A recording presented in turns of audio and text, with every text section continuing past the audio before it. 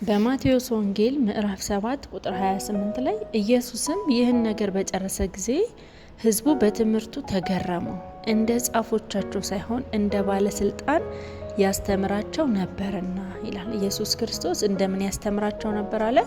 እንደ ጻፎቻቸው፣ እንደ አለቆቻቸው፣ እንደ አስተማሪዎቻቸው ሳይሆን እንደ ባለስልጣን ያስተምራቸው ነበር ይላል። ማቴዎስ ወንጌል ምዕራፍ 10 ቁጥር 1 ላይ ሄደን ስናይ ደግሞ 12ቱን ደቀ መዛሙርት ወደ እርሱ ጠርቶ እንዲያወጣቸው በርኩሳን መናፍስት ላይ ደዌንና ሕማምን ሁሉ እንዲፈውሱ ስልጣንን ሰጣቸው ይላል። ኢየሱስ ክርስቶስ ያስተምራቸው የነበረው እንደምንድን ነው አለ? እንደ ባለስልጣን ያስተምራቸው ነበር።